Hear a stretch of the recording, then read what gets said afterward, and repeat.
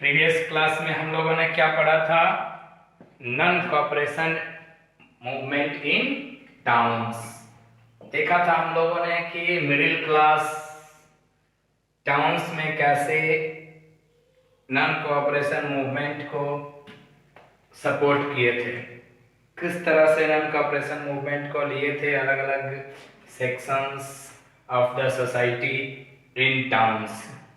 आज हम लोग देखेंगे next topic, non cooperation movement in country side. Non cooperation movement in country side means गांव के तरफ। अब टाउन और सिटीज से हटकर चलेंगे देहात में, गांव में लोग जो है नॉन कोऑपरेशन मूवमेंट को किस तरह लिए, क्या व्यू रहा उनका नॉन कोऑपरेशन के प्रति, किस लिए जो है नॉन कोऑपरेशन को सपोर्ट किए, कैसे नॉन कोऑपरेशन में रोल प्ले किए, ये हम लोग अब देखेंगे। किधर की तरफ? गांव की तरफ। तो गांव में जब चलेंगे हम लोग तो गांव में दो मिलेंगे, दो तरह के सोसाइटी, एक पीजेंट्स ग्रुप और एक tribal group. Peasants and tribal. Peasants means खेतिहर, किसान वर्ग के लोग जो खेती बाड़ी वगैरह वगैरह ये सब, ठीक है, वो जीवन उनका हो। और ट्राइबल्स जो जनजातीय जीवन, जंगल वगैरह में रहने वाले, फॉरेस्ट पर डिपेंड जो होंगे। तो पीजेंट्स और ट्राइबल, सबसे पहले हम लोग देखेंगे कि नॉन कोऑपरेशन मूवमेंट में पीजेंट्स का क्या योगदान रहा। पीजेंट्स का बात करेंगे हम लोग तो अवध में चलते हैं। अवध में बाबा रामचंद्र नाम के एक सन्यासी थे। बाबा रामचंद्र नाम का एक सन्यासी थे। ये सन्यासी बाद में बने थे, पहले इन्हें इंडिया में लाया गया था इंडेंचर्ड लेबर के रूप में। नहीं था कि जहां जहां सस्ता मजदूर मिलता था तो वहां से अंग्रेज लोग उठा उठा कर लाता था काम करने के लिए। तो इंडेंचर्ड लेबर के रूप में बाबा रामचंद्र जी को फिजी से लेकर आया गया था इंडिया में, ठीक है। तो he led the peasants और नॉन कॉपरेशन मूवमेंट में, मतलब मूवमेंट में वो क्या किए, लीडरशिप किए। किसका? तो पीजेंट्स का। कौन? बाबा रामचंद्र। बाबा रामचंद्र पीजेंट्स का लीडरशिप किए। किस लिए? तो अगेंस्ट तालुकदार्स एंड लैंडलॉर्ड्स। किसके खिलाफ? तो तालुकदार्स के खिलाफ और लैंडलॉर्ड्स के खिलाफ, जो कि अपने जमीन का जो रेंट था वो काफी हाई डिमांड करते थे। Means Baba Ramchandra led a movement of peasants against the talukdars and landlords who demanded high rents from peasants। ज्यादा किराया मांगता था, ज्यादा रेंट मांगता था, और उसके अगेंस्ट में कि नहीं इतना रेंट नहीं लीजिए, कम लीजिए, हाई रेंट के अगेंस्ट बाबा रामचंद्र ने ये किया। अब देखो, ये पीजेंट मूवमेंट का मकसद क्या था? तो कम करना, reduction in the rents, revenue में कमी लाइए। अब जो है हम लोगों का जो बेगर सिस्टम है, नहीं कहने का मतलब दास प्रथा था उस समय। दास प्रथा था कि आप सेवा कीजिए, हम आपको जमीन का कुछ टुकड़ा दे देंगे, उसके एवज में आप जो है हमारे यहाँ हमारा सेवा कीजिएगा, हाथ पैर दबाइएगा, ये सब काम कीजिएगा। तो इस मूवमेंट का मकसद क्या था? तो इस मूवमेंट का मकसद था abolition of beggar, reduction of revenue and social boycott of oppressive landlords। जो ज्यादा निर्दयी टाइप के लैंडलॉर्ड्स थे, जो ज्यादा मतलब नहीं होता था मन चढ़ा, उस तरह के लैंडलॉर्ड्स को सामाजिक रूप से क्या करना? बहिष्कार करना, रिवेन्यू में रिडक्शन कराना। आफ्टर उसके बाद क्या? तो उसके बाद बेगर सिस्टम को एबॉलिश कराना। ये सारा डिमांड था किनका?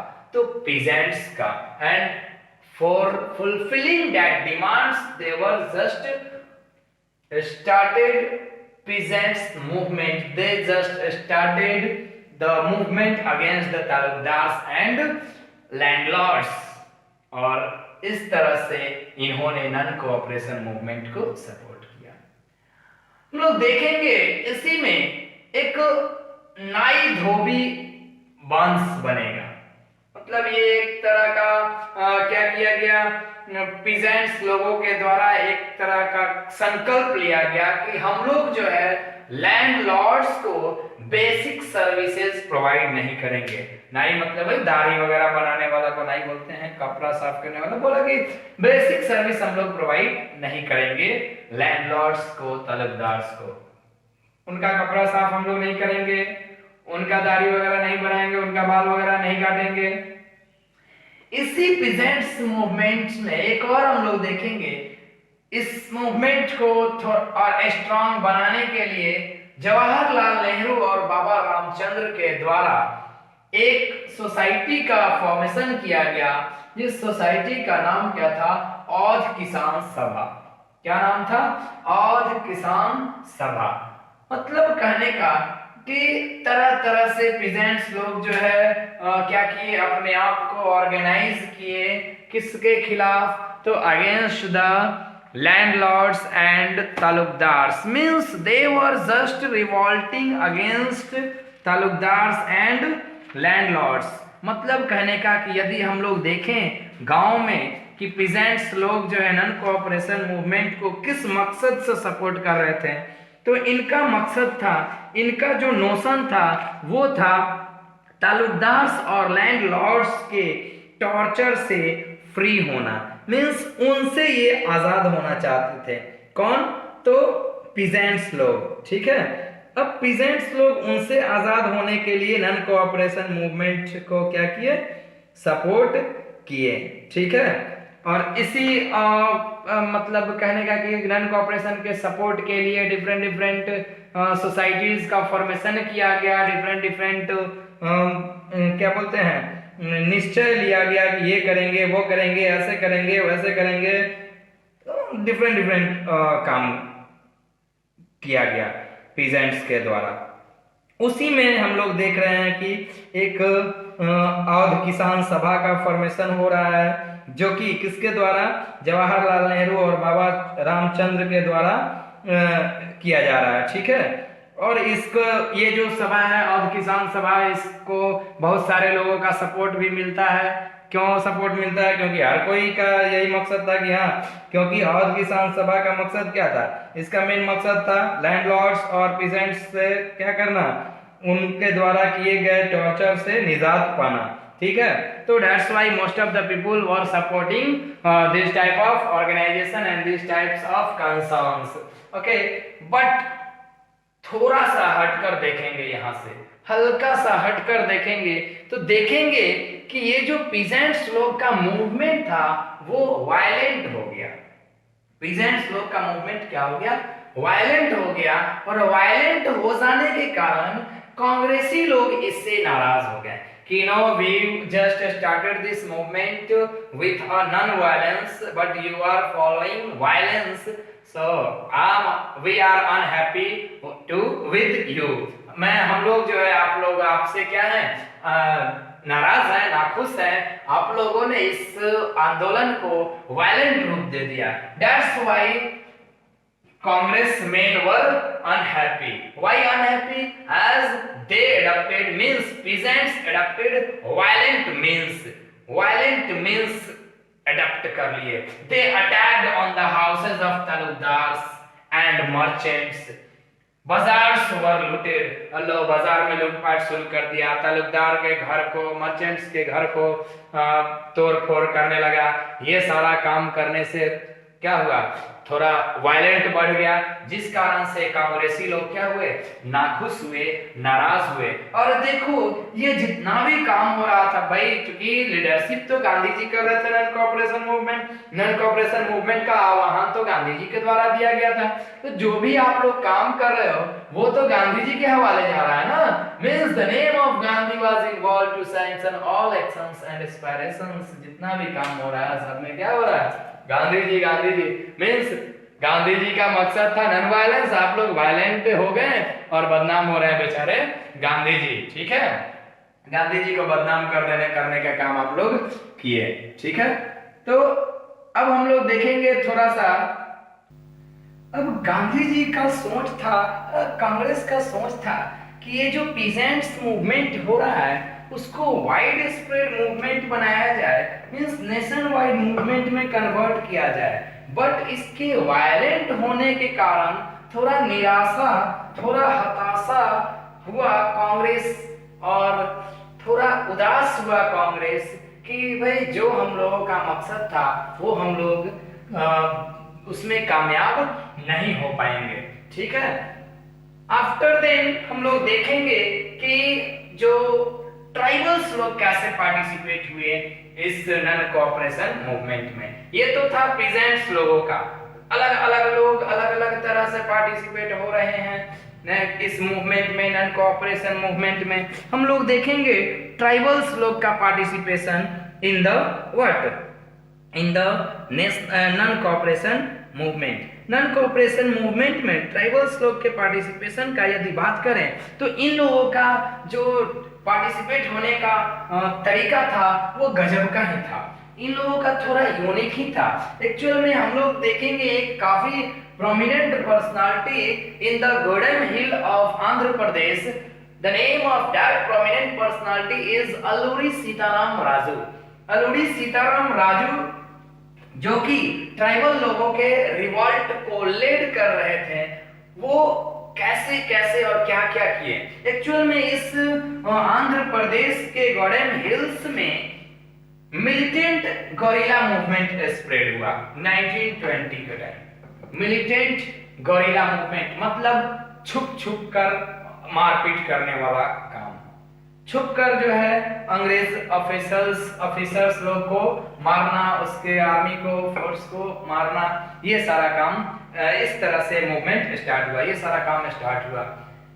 ये क्या कारण था, why the tribal people participated in non-cooperation movement, or why they revolted against the Britishers? The main reason behind that is what कि आप लोग देखो क्लास 9 में पढ़े होंगे फॉरेस्ट सोसाइटी एंड कॉलोनियलिज्म।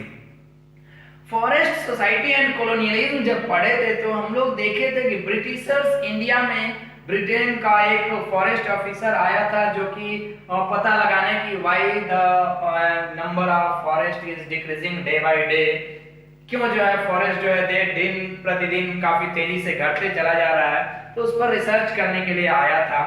ठीक है, उसने वो ब्रिटिश ऑफिशियल क्या किया, तो सरकार को ये उसके सामने प्रपोजल रखा कि we should enact forest law और that should be strict, means एक स्ट्रिक्ट फॉरेस्ट लॉ बनाने का प्रस्ताव रखा और बनाया भी गया। जब स्ट्रिक्ट फॉरेस्ट लॉ बना दिया गया तो इससे क्या हुआ, इससे प्रभावित कैसे हुए ट्राइबल लोग, तो फॉरेस्ट लॉ में ये मेंशन था कि कोई भी लोग पीपल जो है अनावश्यक इंटर करने के लिए रेस्ट्रिक्ट कर दिए गए, मींस जंगल में इंटर नहीं करेंगे, जंगल का सामान जो है न अपने मन के मुताबिक नहीं ला पाएंगे। It means protected forest, reserve forest, ये सब चीज में कन्वर्ट कर दिया गया फॉरेस्ट को। अब सिंपल सोचो कि पहले जो है आजाद बिंदास जंगल में जा रहे थे, जंगल में घूम रहे थे, मस्ती कर रहे थे, खा रहे थे, पी रहे थे, उससे वहां से जलावन लेकर आ रहे थे घर पे, सडनली ये सारा चीज रोक दिया जाए, सडनली ये सारा चीज रोक दिया जाए तो भुखमरी का स्थिति आएगा कि नहीं। तुमको जलावन के लिए जलाने के लिए लकड़ी नहीं मिलेगा, जलावन नहीं मिल पाएगा, तुम्हें जो है फॉरेस्ट प्रोडक्ट्स नहीं मिल पाएगा, ये सारा कुछ नहीं मिलेगा, और ये सब चीज नहीं मिलेगा तो तुम्हारा लाइफ क्या होगा, प्रभावित होगा, लाइफ स्टाइल चेंज हो जाएगा। अब लोगों को लगा क्या कि हम लोगों को ये सारे चीज से रोका जा रहा है, हमारे ट्रेडिशनल राइट को छीना जा रहा है, means our traditional right is getting affected.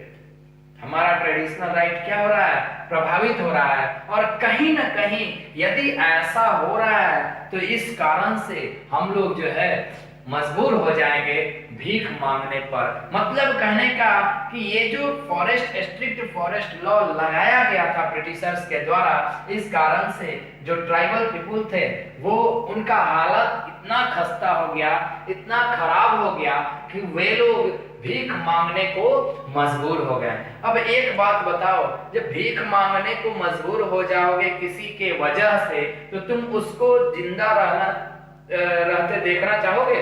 नहीं चाहोगे। तुम उसके खिलाफ आवाज उठाओगे, तुम उसको मारना चाहोगे। और वही काम किया इसने।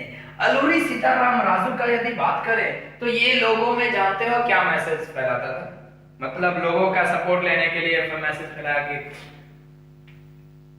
जानते हो मैं जो हूं भगवान का दूत हूं, मुझे जो है कोई नहीं मार सकता, मुझे इवन बुलेट कांट शॉट मी, मतलब मुझे जो है गोली से भी नहीं मारा जा सकता है। ऐसा ऐसा जो है बात, ये ऐसा ऐसा मैसेज लोगों को के बीच फैलाया। ये अपने आप को क्या बता रहा है? अपने आप को बताएगा एस्ट्रोलॉजी।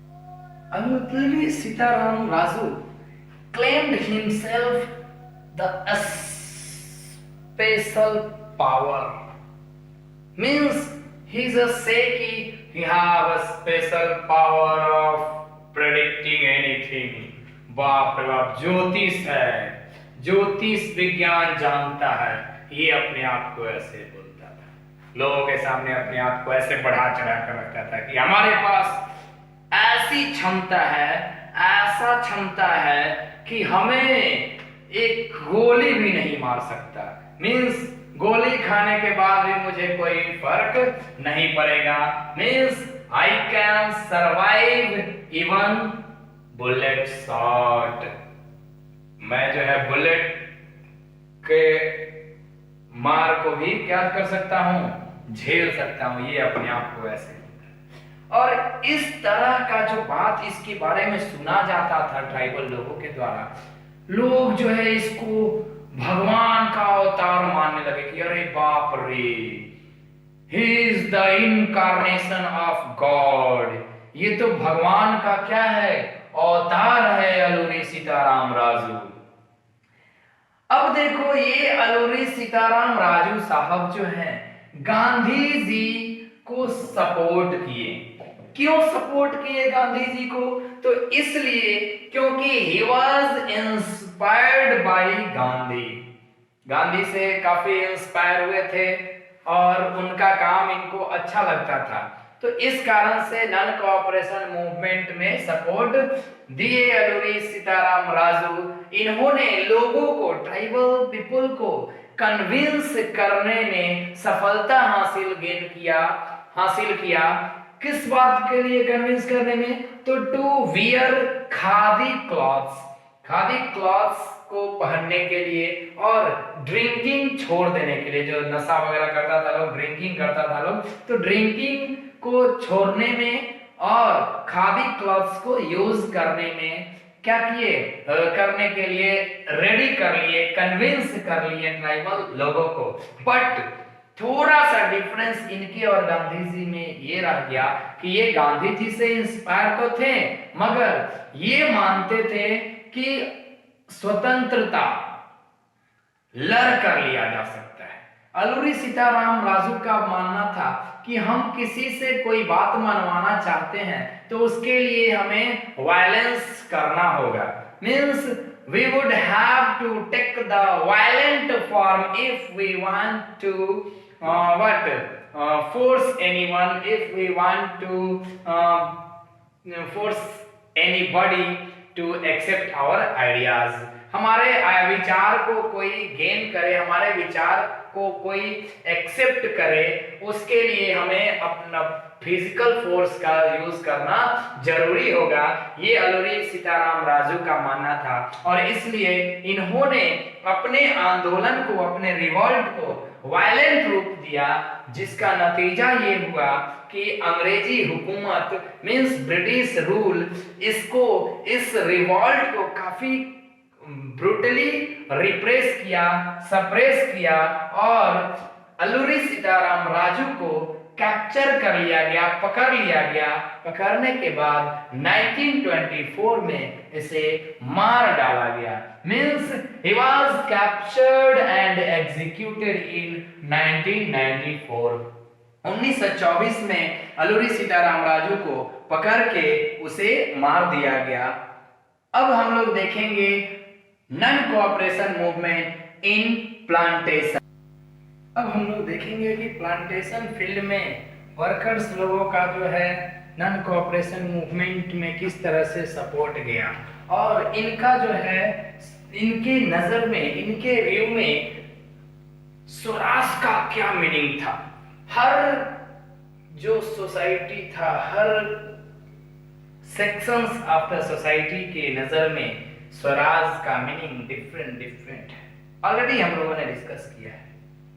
प्लांटेशन वर्कर्स लोग परेशान थे किस चीज से, तो जो भी लॉ एंड ऑर्डर बनाया गया था प्लांटेशन ऑनर के द्वारा, जो ब्रिटिशर्स के द्वारा, उससे एक्चुअल में ये क्या चाहते थे प्लांटेशन वर्कर, तो ये लोग चाहते थे फ्रीडम। क्या चाहते थे? फ्रीडम चाहते थे। ये चाहते थे कि इनको इधर उधर जहां इनका मन करे उधर आराम से फ्रीली घूम सके, मूव कर सके। मतलब कहने का कि इनका जो कन्फाइंड स्पेस था, केवल plantation field, confined space here meant for plantation field, ठीक है, उसी एरिया में केवल इन लोगों को रहने के लिए बोला जाता था। उससे इधर उधर जाने के लिए अलाउ नहीं था। तो इन लोगों का ये डिमांड था कि we want to move free in and out of the plantation field और द कन्फाइंड स्टेट। अब देखो, कन्फाइंड स्पेस से इधर उधर मूव करने का मतलब, यहां मन इनका ये चाहते थे कि हमें फ्रीडम मिले। मतलब कहने का कि ये जहां पर काम कर रहे हैं वहां से लेकर जिस गांव से यहाँ काम करने आए हैं वहां के बीच एक लिंक बने। मतलब मेरा मन जब हो गांव जाने का, घर जाने का, तो मुझे जाने दिया जाए, मेरा जब मन हो यहाँ आने का, आने दिया जाए। ये चाहते थे प्लांटेशन वर्कर्स। मींस ये लोग अपने गांव से एक लिंक चाहते थे, free link with their village, plantation workers. अब समस्या ये था ना कि उस समय इनलैंड इमाइग्रेशन एक्ट बनाया गया था। कब? तो 1859 में, 1859 के टाइम, जब 1857 के बाद देखेंगे हम लोग 1859 में जब फॉरेस्ट लॉ बन रहा है तो उस समय इनलैंड इमाइग्रेशन एक्ट भी बना। इस एक्ट में था क्या? तो इस एक्ट में था कि जो भी टी वर्कर्स, टी फील्ड में, चाय के खेत में, चाय के बागान में जो काम करने वाले मजदूर हैं वो बिना परमिशन का बाहर नहीं जा सकते हैं, विदाउट परमिशन बाहर नहीं जा सकते हैं, जो कि इन लोगों को अच्छा नहीं लगता था कि भाई ये कोई बात हुआ, मुझे नहीं जाने दिया जाता है। और इस कारण से इन लोगों ने जो नन कोऑपरेशन मूवमेंट का नाम सुना, नन कोऑपरेशन मूवमेंट के बारे में सुना, लगा अरे वाह, गांधी राज आया है। नन कोऑपरेशन मूवमेंट मतलब गांधी राज, मतलब कहने का कि वर्कर्स जो है अब क्या करेंगे? नन कोऑपरेशन करेंगे। मींस अब प्लांटेशन में कोऑपरेट नहीं करेंगे। और इस सोच के साथ ये लोग अपने घर की तरफ चलना स्टार्ट कर दिया। रोकेगा, रोको जाओ। तुम्हारे रोकने से मैं नहीं रुकूंगा, मैं जा रहा हूं अपने घर। मीन्स विदाउट परमिशन ये लोग अपने घर की ओर चलना शुरू कर दिए। मगर एक बार भी इन लोगों को सफलता नहीं मिली। ये लोग अपने डेस्टिनेशन को प्राप्त नहीं कर पाए। होता क्या था, तो जैसे ही ये लोग निकला तो गार्ड तो रहता था प्लांटेशन गार्डन में, टी गार्डन में गार्ड रहता था, फोर्स रहता था। रास्ता में ही पकड़ लिया, घर जा रहा है, रास्ता में पकड़ लिया, पकड़ के जनाना इतना मारा जाता था, इतना पीटा जाता था, एकदम निर्दयता पूर्वक पिटाई किया जाता था कि भागने का कोशिश किया क्यों। Means they were bitten brutally. कभी घर बेचारे पहुंच नहीं पाए और बिना मतलब का पीट भी गए। अब ये सारा काम हुआ तो लोग को, ब्रिटिशर्स जो है, जो प्रोटेस्टेंट्स को, रिवॉल्यूशनरीज को ब्रूटली पनिश तो किया, सप्रेस करने का कोशिश तो किया, रिप्रेस करने का कोशिश किया और सफलता भी हासिल किया। मींस ये सारे मूवमेंट्स को सप्रेस करने में सफल भी रहा, मगर कहीं ना कहीं असफलता के बावजूद ये जो भी हो रहा था, सप्रेसिव स्टेप, जो ऑपरेसिव स्टेप्स उठाए जा रहे थे ब्रिटिश गवर्नमेंट के द्वारा, वो कहीं ना कहीं भारतीयों के माइंड में एक उबाल पैदा करता था। मींस इमोशनल करता था। भैया कितना ब्रूटल तरीका से पीट रहा है। Means you will get emotional, and the result of this was what कि the whole, most of the Indians, not whole you can't say, after a long interval of time you can say कि the whole Indians, but recently most of the Indians become emotional and they just started to demand स्वतंत्र Bharat. Means इनके अंदर ये अलग बात थी कि notions अलग अलग थे, मगर इमोशंस तो सेम हो गए। नोशंस अलग थे, मकसद अलग था। Notions were different but emotions were same, और इमोशंस सेम होने के कारण ऑल इंडिया एजिटेशन से ये रिलेट हुआ। मीन्स लोगों में व्याकुलता बढ़ी। किस चीज का व्याकुलता बढ़ी? स्वतंत्र भारत का, कि मुझे एक स्वतंत्र भारत चाहिए। और इसके कारण लोगों ने एक स्लोगन लगाना स्टार्ट किया कि वी नीड स्वतंत्र भारत, जो कि रिप्रेजेंट कर रहा है कि लोग जो है भारतीय कितना इमोशनल हुए हैं ये सारे नन कोऑपरेशन मूवमेंट के सप्रेसिव स्टेप्स जो ब्रिटिश के द्वारा उठाए गए उसके कारण। अब हम लोग देखेंगे कि नन कोऑपरेशन मूवमेंट आखिर फेल कैसे हुआ, क्यों गांधी जी ने नन कोऑपरेशन मूवमेंट को वापस ले लिया। तो महात्मा गांधी जो है, देख रहे हैं स्टार्टिंग से सारा जो स्टार्ट किया था इन्होंने मूवमेंट नन वायलेंटली, जबकि देख रहे हैं ये कि सारा जो मूवमेंट है, चाहे वो पीजेंट्स का मूवमेंट हो, चाहे वो ट्राइबल्स का मूवमेंट हो, चाहे वो मिडिल क्लास लोगों का मूवमेंट हो, हर मूवमेंट जो है कहीं ना कहीं जाकर वायलेंट रूप ले रहा है, जिसके कारण ब्रूटल सप्रेशन हो रहा है ब्रिटिशर्स के द्वारा। और इस बात से चोटिल होकर, इन सारे हादसाओं से दुखी होकर गांधी जी फाइनली अपना नन कोऑपरेशन मूवमेंट को थोड़ा देर के लिए, ये होता है कि स्थगित कर देते हैं, रोक देते हैं कि नो, अब हम लोग नन कोऑपरेशन मूवमेंट को आगे नहीं ले जाएंगे। Means they just halted the non cooperation movement.